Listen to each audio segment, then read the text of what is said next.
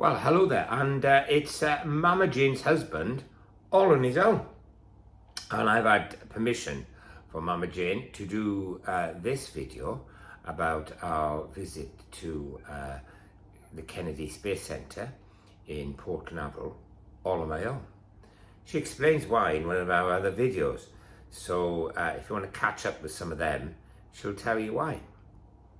But I have to say that going to the Kennedy Space Centre has been a boyhood dream for me. As a 9-year-old, I remember very clearly the first lunar landing and all that built up with it. I remember making models of the Apollo rocket out of fairy liquid bottles. And it also inspired me to be a scientist. So it awakened in me a scientific thirst for knowledge, and I became a scientist for 35 years in the NHS.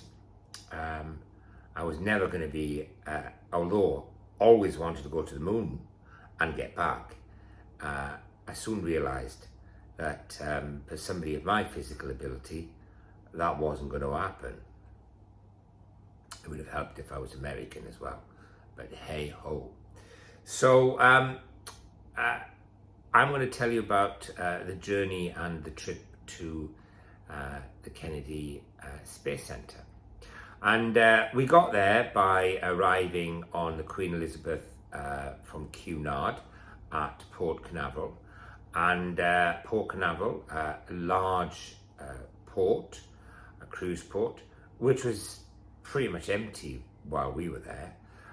There were other ships in. There was the Royal Caribbean in, there was a Disney in, but the place was still empty, so it must have a huge capacity. And it was the first time we were told that Cunard, Queen Elizabeth, had visited Port Canaveral, so that was interesting.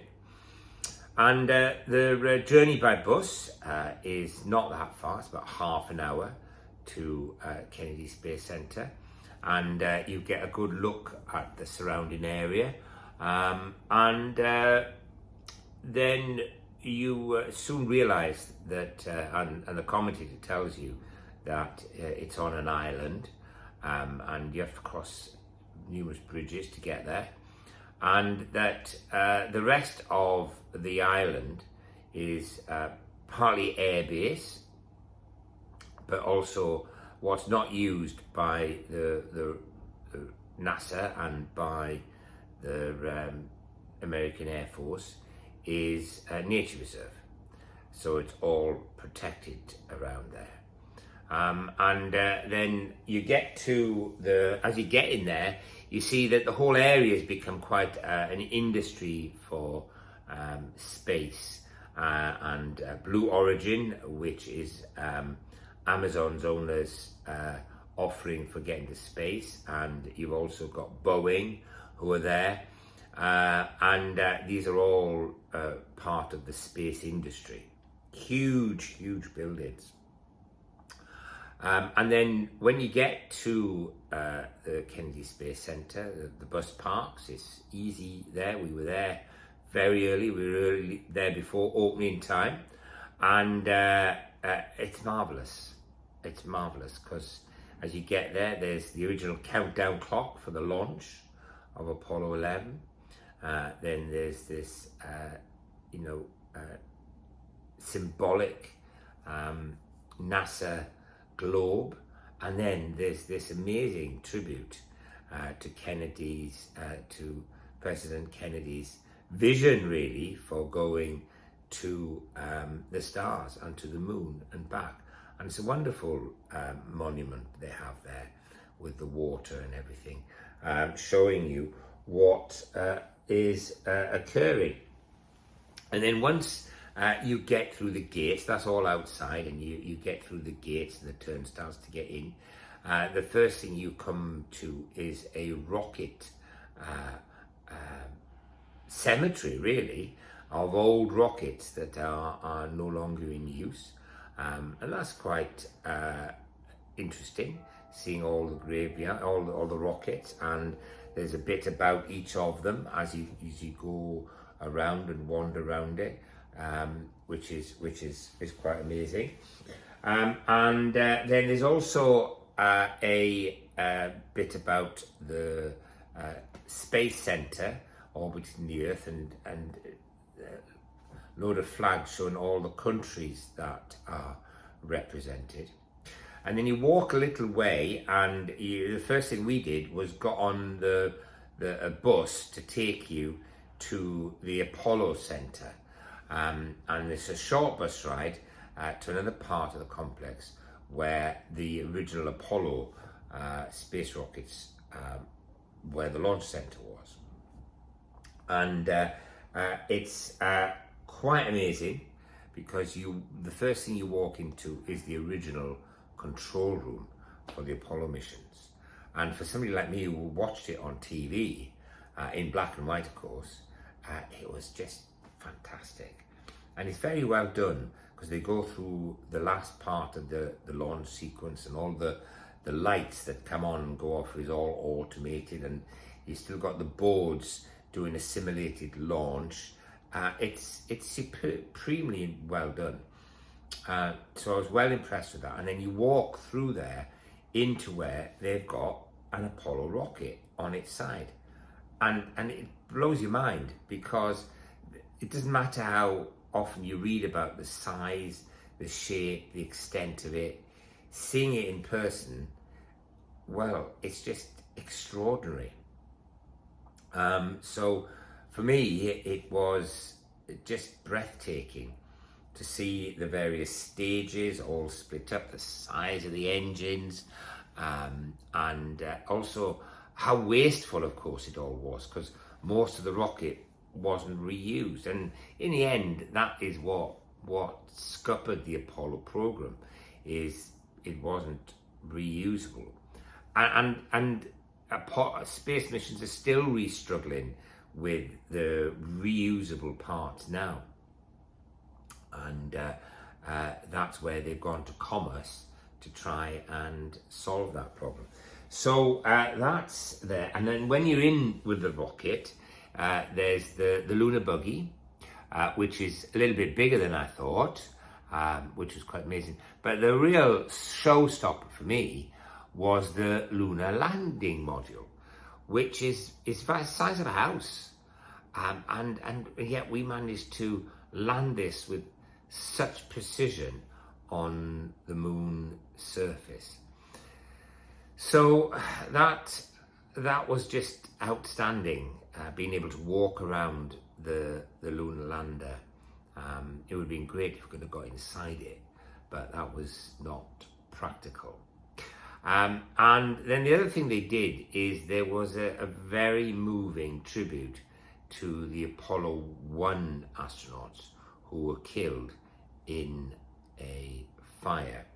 And they so you could even touch some moon rock,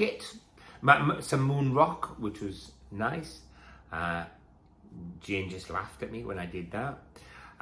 And then once we'd finished at the Apollo place, you hopped back on the bus, and we went to the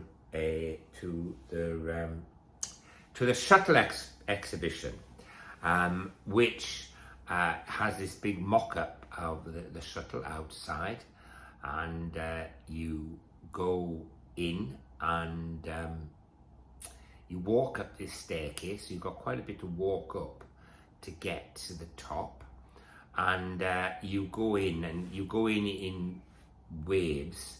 So every 20 minutes you're allowed in, and you go in, and there's a film setting the scene for the space shuttle program. And then one of those amazing jaw-dropping moments is the screen then lifts up, and just before you is a shuttle on its side, as if it's coming in to land flying, and it's just one of those amazing moments.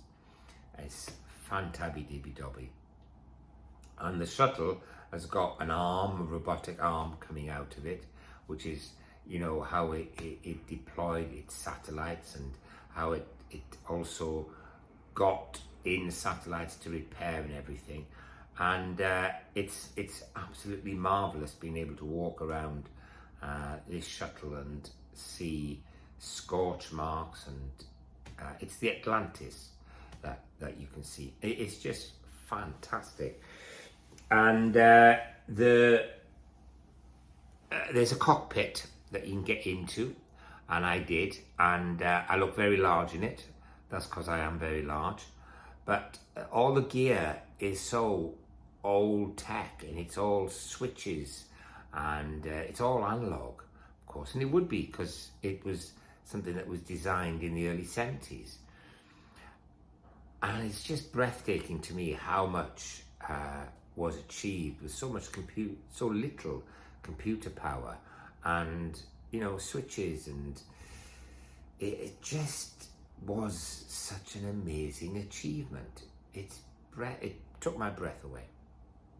And after the cockpit, you can go and see how a satellite's deployed, and there's actually a satellite there that you can see, and again, way bigger than you think it's going to be. I know some satellites are very, very small, but this one was a bit bigger than I was expecting. And then after that, you can walk downstairs and queue for a little bit, because they have a simulated liftoff, and this is quite staggering, and I would recommend anybody who goes to do this, because you get into a seating area and you strap into what were the seats. There's quite a lot of you, and then they simulate a launch with the G-forces and the countdown, and actually you move, you as you walk in like that, and you sat on the horizontal, but it shifts to the vertical. I couldn't film any of this. You weren't allowed to film this, but it was tremendous, absolutely tremendous thing to do. The G-forces are quite extraordinary. What I mean, there was a group of teenagers on a school trip, I think, and they were all, being a bit OTT about it, and being a bit leery about it. But boy, when the G-force hit, they all went quiet. All went very, very quiet. Yes, extraordinary. So came out of there, and then there is a space station that you can have a look around. You can't get in it, unfortunately, but boy, it's not much space, I tell you, in the space station. And then after that, there is a memorial to those who have lost their lives in the 2 shuttle disasters, and this is quite well done as well. I didn't take photos of the memorials, either to the Apollo or to the shuttle program. Just didn't think it was appropriate. But well done, very, very, very well done.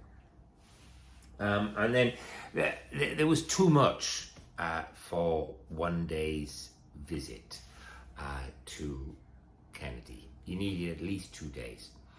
And top tip, that if you do go to an overnight at Port Canaveral, the ticket that you get from a show excursion to the Kennedy Space Center, you can reuse it the next day.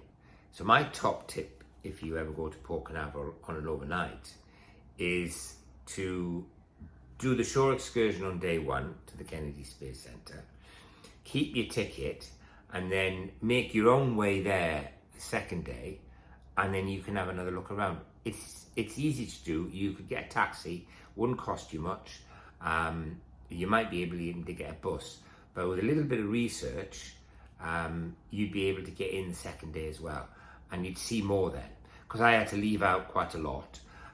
There's a lot of simulated things that you can do with moving levers and things that the astronauts used to have to practice. I had to miss out all that because just didn't have time. There are shops there to buy sort of souvenirs and stuff. It was all fairly expensive, but at the end of the day, you can only buy it there. So they've got you. I really would have loved a NASA flight jacket, but it was way too expensive for Mama Jane's husband. Yes, one of those moments where you don't even ask whether you can buy it because you know it's not appropriate. There you go. So we gathered. We had food at one of the cafes, and that was very well organised, I have to say. It's a bit like, if you're from Britain, it's a bit like going to Argos, and they've got this concept of you put in your order and then your number gets called and your food comes out. Ever so well organised, well impressed, because I thought, big queue here, it's going to take us a while. But they rattled through the queue and it was good. So I had some food, and then after the food, we saw this, the guide was very keen that we saw this IMAX movie, which I thought was a bit of a letdown. Like, IMAX is nothing new. It was really a promotion for the work NASA are doing about trying to spot meteorites that might hit the Earth. Well, it wasn't. There was no new information for me. I knew all about it, and well, the IMAX. Well, it's IMAX, isn't it? But I was left underwhelmed by that. So you could easily skip that, in my view, and have a look around other parts that you just didn't have time to do in a day. So that's something that's worth considering. And then we got back on the boat. Back on the coach that took us back to the ship, and lo and behold, that night we had the most beautiful view of the moon from the ship, which was absolutely fabberoonie. So there you have it. A great day. Strongly recommend going to the Kennedy Space Center. Top tip, get the app downloaded before you go, because it tells you lots about it and it'll save you lots of time when you're there. Anyway, it's bye from Mama Jane's husband. Mama Jane is off having her hair done, by the way. That's where Mama Jane's disappeared to. So I've used this opportunity to do this recording all on my own. Anyway, goodbye for now.